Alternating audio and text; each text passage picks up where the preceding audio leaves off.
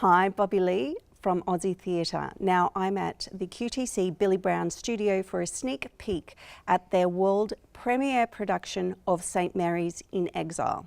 In 2009, Brisbane's Catholic community was rocked when the Catholic Church stepped in to oust beloved priest Father Peter Kennedy from his post at St Mary's in South Brisbane. That was amazing. There are cameras everywhere. They got to their side, Terry. You mean the back of his head? Oh yeah, that's right. Did you hear that, Juno? Said he had an off the record from Campbell Newman. Apparently he said every time I speak somewhere it feels like there's a mob from St Mary's not liking me. Must be doing all right then. That's fantastic. Amazing, yes. Oh, brilliant, good on you guys. He led more than 700 devoted parishioners, but the church's higher powers doubted his faith. They scorned the statue of Buddha in the foyer and frowned when he blessed same-sex couples, or let women in the pulpit. This is what the Archbishop's letter warned us What about. have the protests got to do with the Archbishop? Terry representing himself as leader speaking for the community. Well, he does. Not to the Archbishop. Oh, he's not watching Channel 7 News on a weekday. He's giving the service over It's at the... lies then. Righto, Rich and his mates. You've been paranoid, Dad. We had to do something. The press is great. We've created an impact. I'm not talking about the protest. I'm saying on the news, there'll be you saying you're from St Mary's and we're the community behaving badly again. We're just doing what we've always done. Exactly. Speaking up for the poor, it's a good thing. But it wasn't as... Penned by acclaimed Brisbane playwright David Burton and directed by theatre powerhouse Jason Clarwine, St Mary's in Exile is a powerful Brisbane story, one that chronicles the greatest divide the Catholic Church has experienced in modern history. I was inspired by this play by the true story, which I just think is an amazing story of social justice and exploring different values within the Catholic Church. And it's a true story. It happened just a block away from where the theatre is putting it on.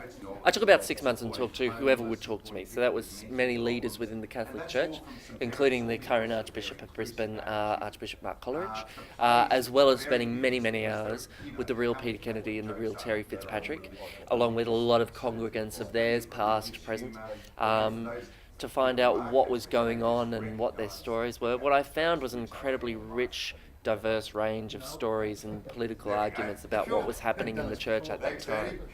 With my research, I watched the documentary by Peter Hegedus, who's The Trouble with St Mary's, which is an amazing piece of documentary film.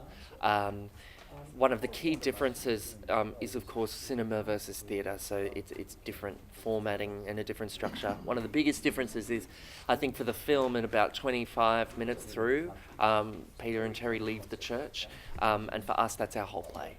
And the documentary does a brilliant job at documenting what happened in the months after, which has an incredibly rich story. For me, there was so much richness and so much interesting minutiae behind what the congregants were discussing and thinking about getting to that decision to leave, but that's what the play focuses on. So I guess that's one of the main differences. The Archbishop's letter wasn't for the community, it was for Peter.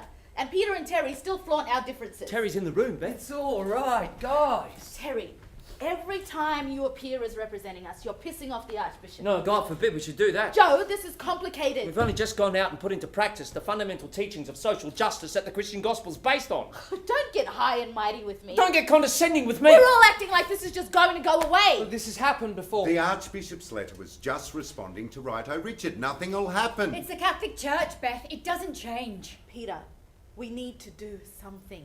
I think it's a play that, you know, for me, you could always tread that line of leaning too far on one side, and I really wasn't interested in doing that, because that's not good drama. It's just an ad then, and I wanted to have a dramatic story where we heard from both sides of the argument.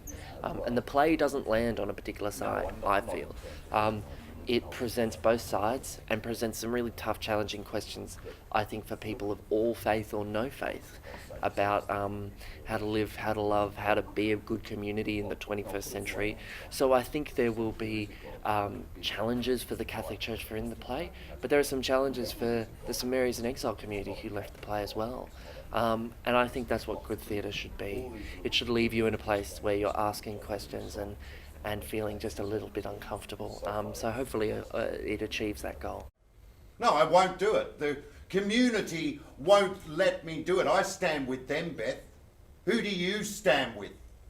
One of the main things I want the audience to take away from this is, no matter what your faith or where you are in relationship with your church or your tradition or your background, I hope there are questions here for everyone that are actually deeply emotional and deeply human about how we belong, and about how we are kind to each other, and how we tolerate each other. We're in a world that is incredibly political, where everybody's opinions are shouted at us all the time, and how we make peace with that and how we move forward as a human community is the question of our age. And I think St Mary's and the stories of St Mary's really distills that down in a really articulate way, about we have great traditions in our past and how do we relate to them as contemporary human beings is a big question moving forward.